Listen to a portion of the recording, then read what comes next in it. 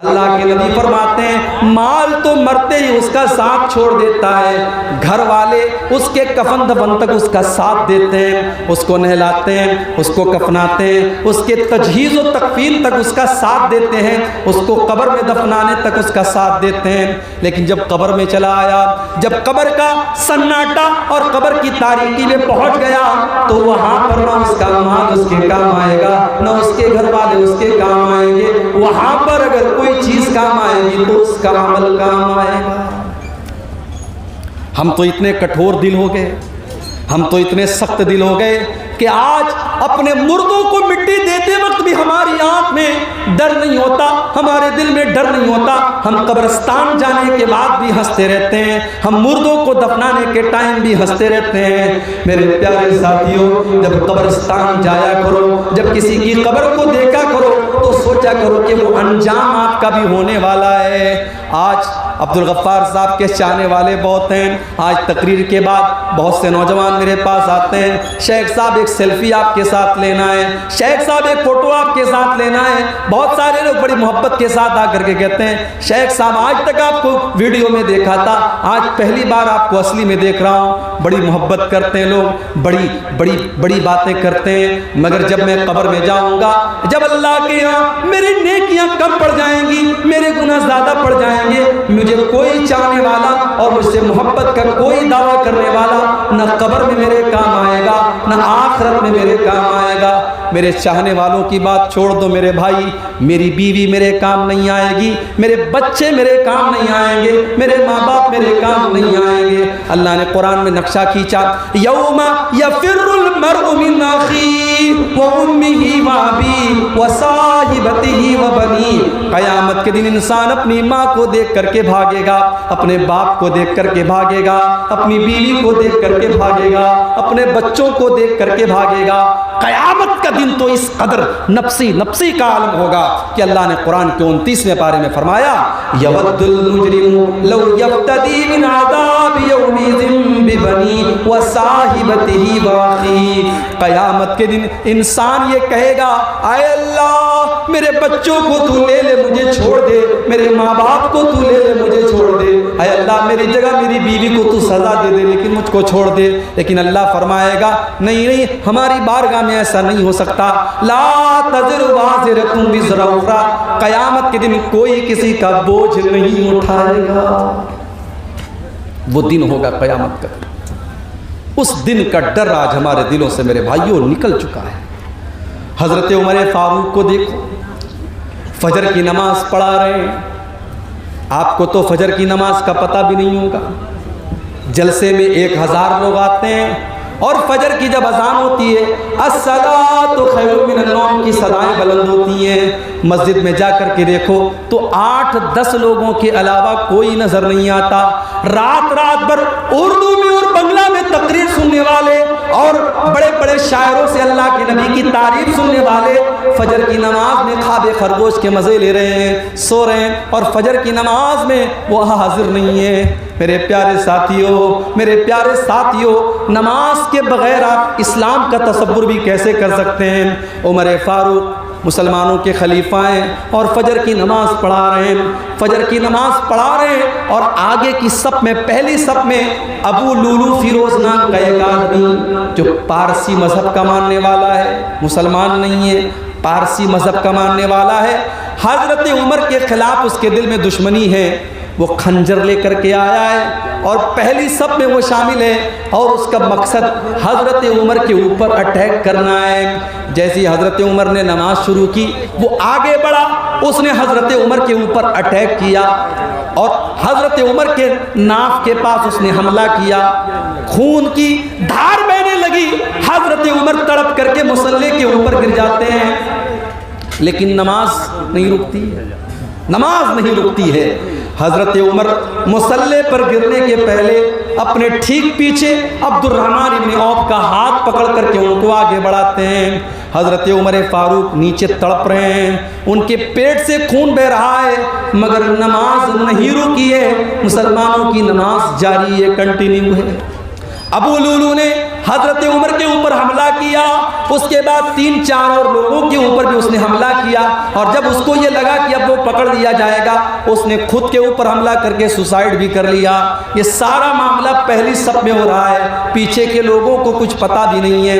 Abdurrahman ibn of ने हल्की नमाज पढ़ाई, फजर की नमाज पढ़ाई, और नमाज के बाद जब हजरत उमर को उठा करके घर लेके जाया गया, डॉक्टरों ने देखा, तबीबों ने देखा, हकीमों ने देखा, कहा कि अमीरुल मोमिनीन अब आपके बचने का चांस नहीं है, आपकी अकड़ियाँ कट चुकी हैं, अब आपका आखिरी टाइम आ चुका है, अब आपके इंतकाल का टाइम आ चुका है। मेरे प्यारे साथियों, उमर फारूक कौन है?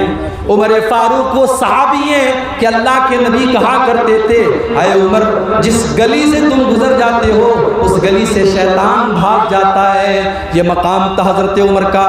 आज आखिरी टाइम है, बिस्तरे मर के ऊपर पड़े हैं और चेहरे के ऊपर घबराहट के आसार हैं, चेहरे पर घबराहट के आसार हैं। अब्दुल्ला बिन अब्बास आते हैं और कहते हैं कि अय अमीरुल मोमिनीन, आप इतना घबराए हुए क्यों हैं? क्या बात है, इतना घबराए हुए क्यों हैं? अय अमीरुल मोमिनीन, आप तो अल्लाह के नबी के ऊपर ईमान लाए, आपने इस्लाम कबूल किया, और जब अल्लाह के नबी के ऊपर आप इस्लाम लाए तो आपने इस्लाम के लिए बहुत कारनामे अंजाम दिए, और जब अल्लाह के नबी दुनिया से गए तो आपसे राज़ी थे, आपसे खुश थे, और जब हज़रत अबू बकर सिद्दीक़ का दौर आया आपने उनका भी साथ दिया, और जब वो इस दुनिया से गए तो आपसे खुश थे, आपसे राज़ी थे। फिर ऐ उमर फारूक, आपका दौर आया और आपने बड़े अच्छे तरीके से हुकूमत की है, और आज आप दुनिया से जा रहे हैं तो आपसे लोग राज़ी हैं, इसलिए आपको परेशान होने की कोई ज़रूरत नहीं है। ज़रा तसव्वुर करो मेरे प्यारे साथियों कि आखिरत की फ़िक्र जब इंसान को होती है तो जितने भी नेकी और तकवा के आला मेयार पर पहुंच जाए उसे डर होता है कि अल्लाह को वो क्या मुंह दिखाएगा। हज़रत उमर फारूक रज़ी अल्लाह तआला अन्हु जवाब देते हैं, अय अब्दुल्ला बिन अब्बास, अगर मैंने अपने नबी का साथ दिया, अगर मैं अपने नबी के ऊपर ईमान लाया, अगर मैंने अबू बकर का साथ दिया, फ़ज़ालिका मिन मन्निल्लाहि अलैया, तो ये तो अल्लाह का मेरे ऊपर एहसान था, ये तो अल्लाह का मेरे ऊपर करम था, इसमें मेरा कोई रोल नहीं था, मेरा कोई किरदार नहीं था। अय अब्दुल्ला, मुझे डर है तो इसी बात का डर है, जब मेरा दौर हुकूमत आया पता नहीं मेरे कौन से फैसले ऐसे रहे होंगे जो अल्लाह को पसंद आए होंगे, और कौन से ऐसे फैसले रहे होंगे जो अल्लाह को नापसंद रहे होंगे। अय अब्दुल्ला, तो मेरी बात करते हो, लवदित्तु अन्ना लौ अन्ना ली तिलाल अर्ज़ीज़ा बा। अय अब्दुल्ला, अल्लाह की कसम, मेरी तो तमन्ना ये है, मेरी तो आरजू ये है कि अगर ज़मीन भर के सोना मेरे पास आ जाए, ज़मीन भर के सोना मुझे मिल जाए, और अल्लाह ताला ये कह दे कि ऐ उमर, तो ज़मीन भर के सोना मेरे पास लेके आ जा और मैं तुझे अपने अजाब से बचा लूँगा, तो ऐ अब्दुल्ला, मैं ज़मीन भर के सोना देने को तैयार हूँ, लेकिन अल्लाह के अजाब को मैं झेल नहीं पाऊँगा। मैं अल्लाह के अजाब से बचने के लिए ज़मीन भर के सोना देने को तैयार हूँ। मेरे प्यारे साथियों, उमर फारूक को तो अपनी आखिरत की इतनी फिक्र है और हमें अपनी आखिरत की कोई फिक्र नहीं है। आज मकान बनवाने के लिए हम कितने परेशान हैं, आज अपने बच्चों का फ्यूचर बनाने के लिए हम कितने परेशान हैं, लेकिन उन बच्चों की आखिरत बनाने के लिए हमें कोई चिंता नहीं है। अल्लाह ने कुरान में फरमाया, या अय्युहल्लज़ीना आमनू क़ू अनफुसकुम व अहलीकुम नारा, ऐ ईमान वालों, अपने आप को और अपने घर वालों को जहन्नम की आग से बचाओ। इंसान को अपनी फैमिली से प्यार होता है मेरे भाई, इंसान को अपने बच्चों से प्यार होता है। बच्चे की उंगली कट जाए बाप बेचैन हो जाता है, बच्चों को खरोंच आ जाए माँ की आंखों से आंसू निकल जाते हैं। अल्लाह फरमा रहा है, ऐ ईमान वालों, तुम्हें अपने परिवार से इतनी मोहब्बत है, अपनी फैमिली से इतनी मोहब्बत है, अपने बाल बच्चों से इतनी मोहब्बत है। या अय्युहल्लज़ीना आमनू क़ू अनफुसकुम व अहलीकुम नारा, ऐ ईमान वालों, अपने आप को और अपने घर वालों को जहन्नम की आग से बचाओ। हमारी लड़कियां जवान हो गई, हमने उनको दुनिया की तालीम दे दी, ग्रेजुएट बना दिया, इंटर पास करा दिया। बहुत ज़रूरी है मैं दुनिया की तालीम का भी कायल हूँ। आपके सीमांचल के इलाके में मुसलमान आज दुनिया की तालीम में भी पीछे हैं। आप दुनिया की तालीम अपने बच्चों को दिलाओ। एजुकेशन बहुत ज़रूरी है, तालीम बहुत ज़रूरी है, शिक्षा बहुत ज़रूरी है। आप अपने बच्चों को दुनिया की तालीम दिलाओ। मगर एक मशवरा मैं दे के जाता हूँ, आपको अच्छा लगे तो अमल कर लेना, अच्छा ना लगे तो कोई बात नहीं है। मैंने मुंबई के अंदर भी देखा, मैंने कलकत्ता के अंदर भी देखा, मैंने बेंगलोर के अंदर भी देखा कि बड़े बड़े करोड़पति बाप के बच्चे जो स्कूल में पढ़ रहे हैं। जाहिर है स्कूलों का अपना एक सिलेबस होता है। स्कूल में बच्चा अंग्रेज़ी पढ़ रहा है, हिंदी पढ़ रहा है, मराठी पढ़ रहा है, साइंस पढ़ रहा है, मैथ पढ़ रहा है, सब कुछ पढ़ रहा है, मगर वहाँ बच्चे को कुरान पढ़ाने वाला कोई नहीं है। स्कूल में बच्चे को अल्लाह के बारे में बताने वाला कोई नहीं है, रसूल के बारे में बताने वाला कोई नहीं है। मैंने बम्बई के अंदर देखा, मैंने बेंगलोर के अंदर देखा, मैंने मद्रास के अंदर देखा कि मस्जिदों के अंदर छोटे छोटे मकतब चल रहे हैं। मौलवी साहब जो मस्जिद में इमामत कराते हैं, उनको इमामत की तनख्वाह अगर 10,000 रुपये दी जाती है। आपके सीमांचल में मैं जानता हूँ मस्जिदों के इमामों की तनख्वाहें बहुत मामूली होती हैं, लेकिन बड़े बड़े शहरों में जहाँ 10-15 हज़ार उनको इमाम की तनख्वाह दी जाती है,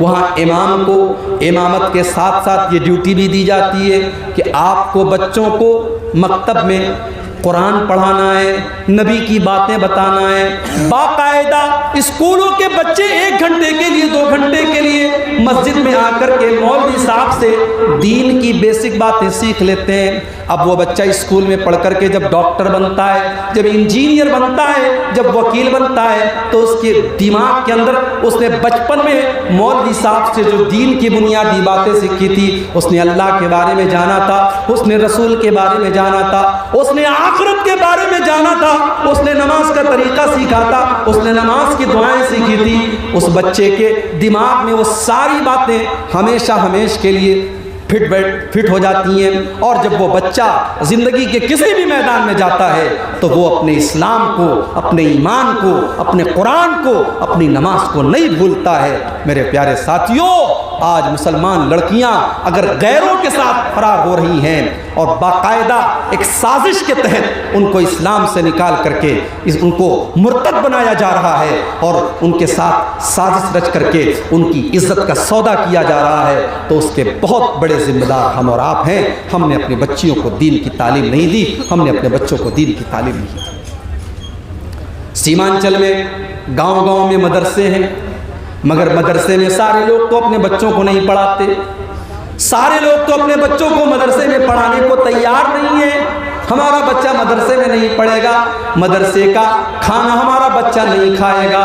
मदरसे में बड़े गरीब घरों का बच्चा, बड़े मिडिल क्लास का बच्चा पढ़ता है, अमीर लोग तो अपने बच्चों को मदरसों में नहीं पढ़ाते हैं। मेरे प्यारे साथियों, अगर अल्लाह ने आपको दौलत दी है तो आप अपने बच्चों को कॉन्वेंट स्कूल में और आला स्कूल में पढ़ाने के साथ साथ अपने बच्चों और बच्चियों को दीन की तालीम भी दिलाइए। क़ू अनफुसकुम व अहलीकुम नारा, ऐ ईमान वालों, अपने आप को और अपने घर वालों को जहन्नम की आग से बचाओ। और जानते हो जहन्नम की आग कैसी हो? फरमाया कि जहन्नम की आग पेट्रोल से नहीं जलेगी, जहन्नम की आग डीजल से नहीं जलेगी, जहन्नम की आग कोयले से नहीं जलेगी। वक़ूदुहन नासु वल हिजारा, जहन्नम की आग तो इंसानों से जलेगी और पत्थरों से जलेगी।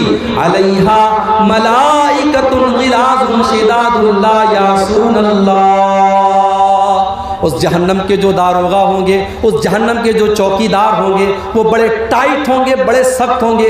वो किसी के साथ कोई मुरब्बत नहीं करेंगे, कोई रहम नहीं करेंगे। अपने आप को और अपने घर वालों को जहन्नम की आग से बचाओ। मेरे भाई, शादी करते हैं आप, शादी में आपके सीमांचल के इलाके में मैं जानता हूँ, मैंने देखा है, बड़े बड़े मौलवियों को मैंने देखा है कि वो भी जहेज ले रहे हैं, 100-100, 200 लोगों से बारात लेके जा रहे हैं। लेकिन अल्लाह का फजल व करम है कि ऐसे नौजवान भी हमने देखे हैं। अभी आज ही एक नौजवान से मुलाकात हुई, उसने कहा मौलवी साहब मैंने 1 पैसे का जहेज नहीं लिया, हम लोग टोटल 9 लोग गए थे, हम लड़की को विदा करके लेके चले आए। बड़ी खुशी हुई, मैंने मुबारकबाद दी।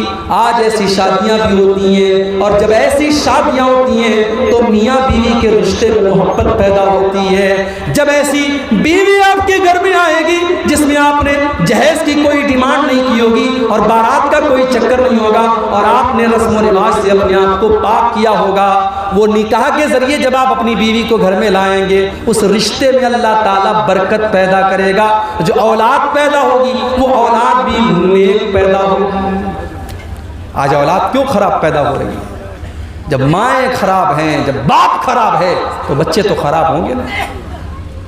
हजरत फातिमा को देखो, एक तरफ चक्की चला रही हैं, गोद में हसन और हुसैन को लिए हैं, हसन और हुसैन को दूध भी पिला रही हैं और चक्की भी चला रही हैं, और जुबान पर तस्बीह के कलिमात भी हैं। मेरे प्यारे भाइयों, जो औरत अपने घर का काम भी कर रही है, अपने बच्चे को दूध भी पिला रही है, और उसकी जुबान पर अल्लाह की तस्बीह के कलिमात हैं, जब वो बच्चा, उसकी गोद में पलने वाला बच्चा जब बड़ा होगा, तो उस बच्चे के बुनियाद में, उस बच्चे के अंदर जो खून दौड़ रहा होगा, उस नेक माँ का दौड़ रहा होगा। आज ऐसी माएँ कहाँ हमारे समाज में मिलती हैं? हमने तो जब रिश्ता देखना होता है, हम जब रिश्ता देखते हैं तो हम ये देखते हैं कि लड़की कितनी स्मार्ट है, कितनी खूबसूरत है, कितनी देखने में हैंडसम है, कितनी खूबसूरत है। हम तो खूबसूरती को मेयार बनाते हैं। अल्लाह के प्यारे नबी ने फरमाया, तुनकाहुल मरअतु लिअरबईन, जब लड़कियों की शादी करो तो 4 चीज़ें देखी जाती हैं। 4 चीज़ें लड़की के अंदर देखी जाती हैं। ले मालिहा वले हसबिहा वले जमालिहा वले दीनिहा। कुछ लोग तो माल देखते हैं कि कितना जहेज लेकर के आएगी, कुछ लोग उसका खानदान देखते हैं कि हमारी बरादरी की है कि नहीं, हमारे समाज की है कि नहीं, हमारे समाज के बाहर की तो नहीं है, और कुछ लोग उसकी खूबसूरती देखते हैं कि कितनी खूबसूरत है। लड़का चाहे साउथ अफ्रीका का लग रहा हो, लेकिन लड़की उनको बिल्कुल हूर जैसी चाहिए। कुछ लोगों को खूबसूरती पर उम्र मिटते हैं, वाले तीन यहाँ, और कुछ लोग दीनदारी देखते हैं। अल्लाह के नबी ने फरमाया, फज़फर बिज़ाति दीन, तुम दीनदार औरत को तरजीह दो और दीनदार औरत को घर में लेके आओ। अच्छा, एक अजीब बात बताऊं, आपके यहाँ हल्दी की रस्म होती है कि नहीं? कोई बताए भाई, मुझे नहीं मालूम। होती है ना? माशाअल्लाह। हल्दी की रस्म में क्या होता है? हल्दी लगाई जाती है।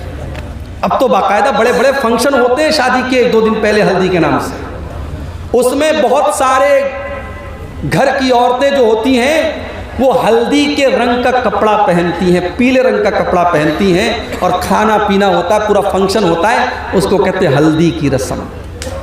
और ये रस्म कौन मना रहा है? मुसलमान मना रहा है। और मुसलमान में भी कौन सा मुसलमान? जिसका ये दावा है कि वो कुरान और हदीस पे चलता है, जो सीने पर हाथ बांधता है, जो बराबर रफ़ायदैन करता है, जो आमीन ज़ोर से बोलता है, और जो कहता है कि साहब हम पक्के अहले हदीस हैं, उसके घर में भी हल्दी की रस्म हो गई। जाओ गूगल के पर टाइप करो, हिंदी में टाइप करो, हिंदी तो आती है ना आप लोगों को, हिंदी में टाइप करो हल्दी की परंपरा कहाँ से शुरू हुई।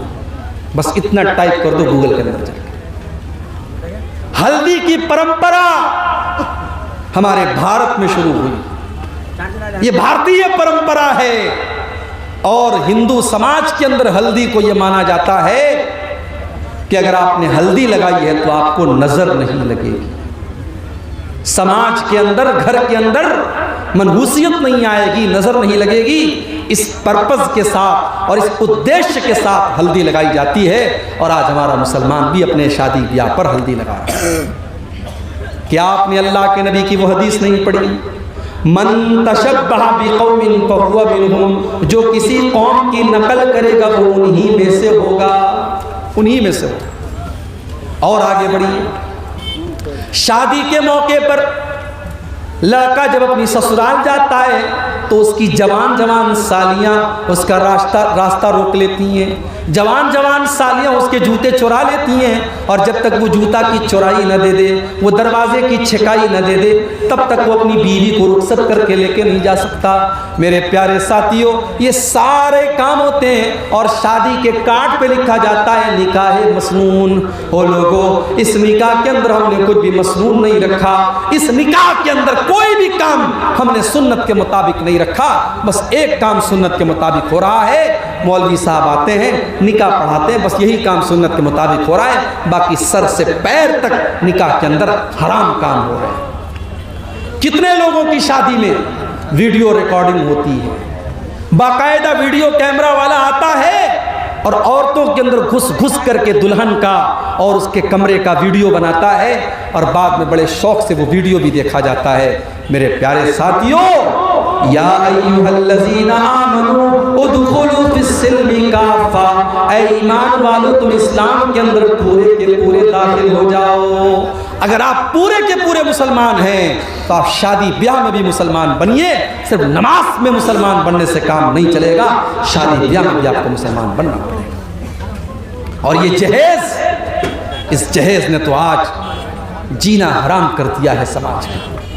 आज कितने गरीब बाप की बेटियां अपनी जवानी को पार कर रही हैं, 30 और 35 साल की हो गई हैं, और कोई वो खूबसूरत भी हैं, दीनदार भी हैं, पढ़ी लिखी भी हैं, मगर कोई उनका हाथ थामने को तैयार नहीं है, क्योंकि उनका बाप अपने होने वाले दामाद को बाइक नहीं दे सकता, 2 लाख रुपये कैश नहीं दे सकता और जहेज नहीं दे सकता।